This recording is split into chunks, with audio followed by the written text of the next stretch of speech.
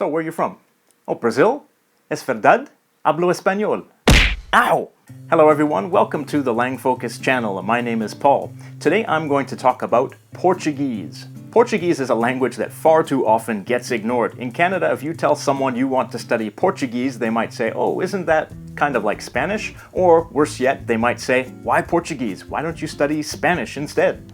And I'm sure Portuguese speakers just love that. The truth is that Portuguese is one of the world's major languages, with between 215 and 220 million people. It is the second most widely spoken Romance language after Spanish. Like Spanish, it is so widely spoken because it spread to the four corners of the globe during the colonial period. It is the only official language in Portugal, Brazil, Mozambique, Angola, Cape Verde, Guinea-Bissau, São Tomé and Príncipe, and it's co-official in East Timor, Equatorial Guinea, and Macau. Like all Romance languages, Portuguese developed from Vulgar Latin, which was the spoken Latin used during the Roman Empire. Together with Castilian Spanish, along with Galician and a few other languages, it forms the Ibero-Romance branch of the Romance language family. It's called Ibero-Romance because it's located on the Iberian Peninsula. When the Romans conquered the Iberian Peninsula, Vulgar Latin began to be spoken there, and it started to diverge gradually over time into different regional dialects. And by the 10th century, those dialects had diverged enough to be considered separate languages. But Portuguese didn't exactly exist yet. Galician Portuguese, also known as Old Portuguese, existed. Galician Portuguese diverged into two separate modern languages, Galician and Portuguese, by about the 16th century, although they're still quite similar from what I hear. The language received its name Portuguese in the year 1290 when the King of Portugal opened the first university in Portugal, and he decided that the language of instruction would not be Latin but would be the Vulgar Latin, the spoken language, and he decided to call that language Portuguese. Portugal was still a relatively new kingdom at that time, and the language had never been called Portuguese yet. It was just called Vulgar Latin, and it was not yet very distinct from the Vulgar Latin spoken in Galicia. In the 1500s, when the newly developed printing press helped make Portuguese a standardized language, Portugal had already started exploring and colonizing different areas of the world, bringing their language with them. The net result is this. Portuguese is spoken by around 10 million people in Portugal, but it is much more dispersed around the world.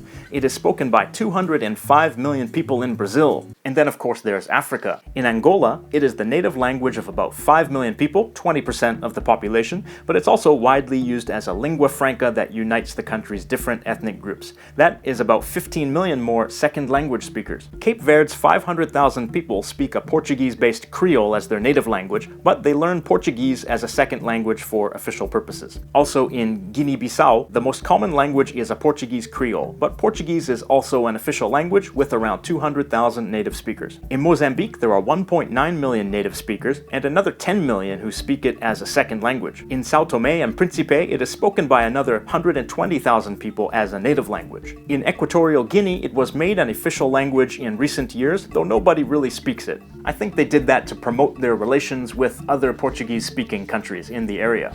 And let's not forget Asia. Portuguese is a co-official language in East Timor, which was a Portuguese colony until 1975. Nowadays, it is a co-official language again, but mostly only older people can speak it, and they are almost all second language speakers. Also in Macau, Portuguese is spoken by 0.6% of the population as a native language, and it's also spoken by some elderly people as a second language, but not so much these days. There are also the former Portuguese colonies in India, specifically Goa, Daman, and Diu. Portuguese is spoken by some people there, but the numbers are quite small these days. There are also Portuguese Creole spoken in Malacca, Malaysia, Flores, Indonesia, Batticaloa, Sri Lanka, and Aruba. If we include the second language speakers, then there are about 250 to 260 million speakers of Portuguese. That does not include the Creole languages. Portuguese is the sixth most widely spoken language in the world. And it is also the most widely spoken language in South America, even though it's only spoken in one country there, Brazil. There are different accents and dialects of Portuguese, but the main two categories are European Portuguese, which is spoken in Portugal, and Brazilian Portuguese, which is spoken in Brazil. Brazilian Portuguese is similar to 18th century Portuguese and also has some influences from the Indian languages and African languages of the people who were present in Brazil.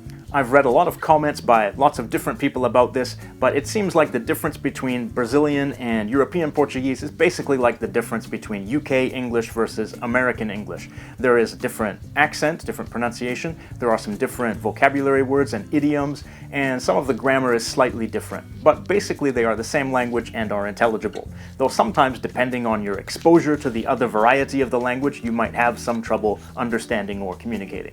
Which one is better to study? Well, most students of Portuguese seem to say that Brazilian Portuguese is easier to learn. And on top of that, Brazil has a huge population of over 200 million people, and you're much more likely to meet Brazilians around the world than you are Portuguese people, in my experience. On top of that, Brazilian soap operas are very popular around the world, and they make people in all Portuguese-speaking countries quite familiar with Brazilian Portuguese. So, in my opinion, the best one to learn is Brazilian Portuguese, unless you have a specific plan to visit or live in Portugal. And there might be some other reasons I prefer Brazilian Portuguese, but there's no need to get into that right now. Did you know the Iberian Peninsula was under Islamic rule for several hundred years, and during that time Portugal absorbed some influence from the Arabic language, and that includes about 800 vocabulary words of Arabic origin. Something similar happened to Spanish too. There are also some Portuguese words that have made their way into the English vocabulary. For example, breeze, cashew, cobra, embarrass, flamingo,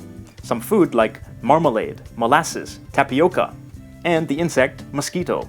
Like most Romance languages, Portuguese has a lot of vocabulary that is recognizable to English speakers because of the French and Latin influence on English. Let's look at a Portuguese sentence and I'll show you what I mean.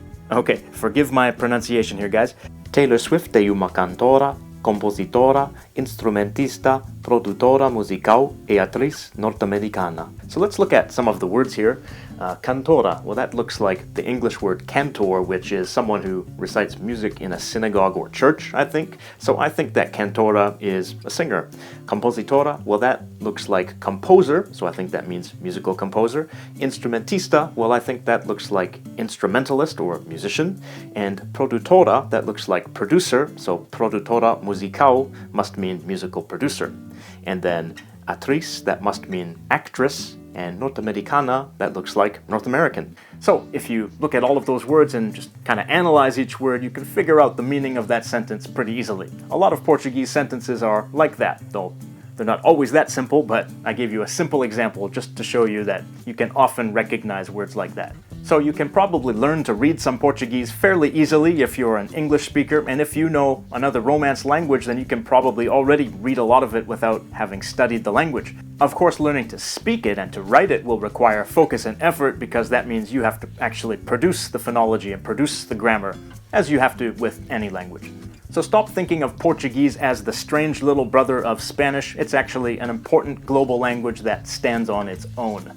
Thank you for watching the Langfocus channel. If you are interested in Portuguese and in Brazil, make sure you also check out my video on Brazil on my other channel, GeoFocus, and it's right here. Thank you for watching and have a nice day.